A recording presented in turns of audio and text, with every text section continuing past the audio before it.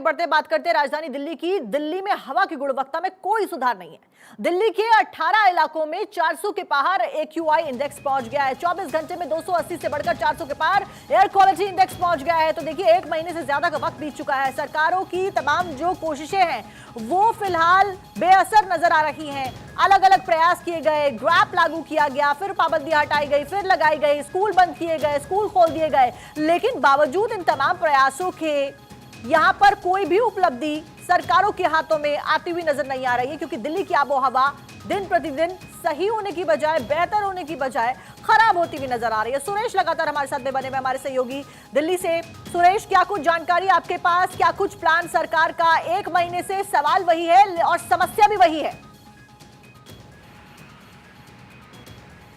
जी बिल्कुल सही कहा आपने कि 27 दिन के बाद ग्रेप 3 की जो पाबंदियां थी वो सरकार ने हटा दी थी। सरकार ने इसलिए हटाई थी कि 2 दिनों तक राजधानी में झमाझम बारिश हुई थी। बारिश के होने के साथ ही प्रदूषण का स्तर काफी कम हो गया था, लेकिन 2 दिनों के अंदर ही सब कुछ मिटिया मिट हो गया। आप देख सकते हैं कि 2 दिन के अंदर प्रदूषण का स्तर काफी बढ़ चुका है और दिल्ली वालों को एक बार फिर से गैस चंबर की तरह प्रदूषण का प्रकोप झेलना पड़ेगा।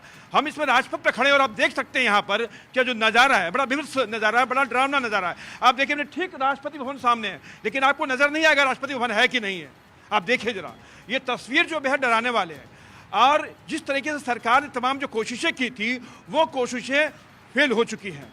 और आपको जानकर ताज्जुब होगा कि इन तमाम प्रदूषण को लेकर अब एक्सपर्ट का क्या कहना है। एक्सपर्ट का कहना यह है कि अब मौसम ही इससे बता सकता है, यानी कहीं ना कहीं भगवान ही अब इससे लोगों को निजात दिला सकते हैं। अगर दिल्ली का या एनसीआर का मौसम ठीक होगा, हवा चले, क्योंकि अभी हवा की जो स्पीड है वो 4 किलोमीटर प्रति घंटे की स्पीड से चल रही है, जिससे प्रदूषण का स्तर बेहद खराब हो रहा है। अगर यही हवा अगर 10 किलोमीटर प्रति घंटे से चलेगी तब प्रदूषण में थोड़ा सुधार हो सकता है।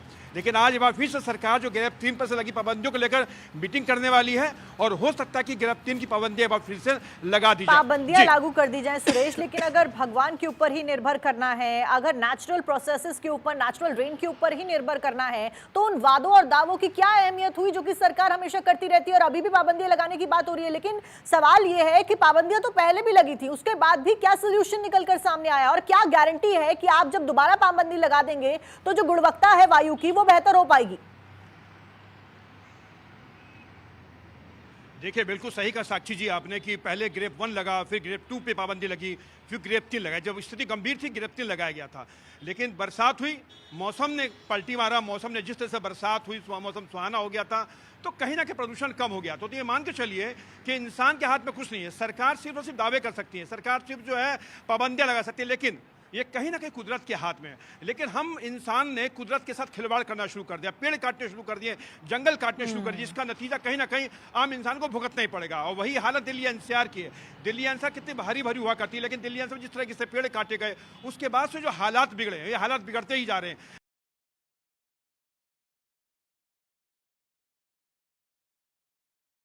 तो सटे हुए राज्य हैं, हरियाणा है, पंजाब है, वहां पर जो है पराली जलाने की घटना बहुत कम हुई है। अभी देखिए, आप जो पहले कहा जाता था पराली जलती है तो उससे प्रदूषण फैलता है, लेकिन 3 दिनों के अंदर पराली जलाने की घटना बहुत कम हुई है। लेकिन उसके बावजूद आप ये देखिए कि प्रदूषण का स्तर जो काफी हाई हो चुका है। और तभी सरकार जो है, तभी एक्सपर्ट जो है आज इस पे मीटिंग करने वाले हैं कि अगर प्रदूषण का स्तर बढ़ता जाएगा तो ग्रेप 3 पर लगी पाबंदी फिर से लगा दी जाएगी। लेकिन मान के चलिए कि अब कहीं ना कहीं ये कुदरत के हाथ में है, और जब कुदरत की मेहरबानी होगी तभी आम इंसान जो इस प्रदूषण से उसको मुक्ति मिल पाएगी, वरना सरकार के हाथ में अब कुछ भी नहीं है। बिल्कुल सुरेश, फिलहाल वायु की गुणवत्ता बेहद खराब होती हुई नजर आ रही है। बहुत बहुत शुक्रिया आपका तमाम जानकारी ग्राउंड से पहुंचाने के लिए हमारे तमाम दर्शकों को। इसी के साथ में खबरों का सिलसिला जारी है। अगली खबर आपको बताते हैं।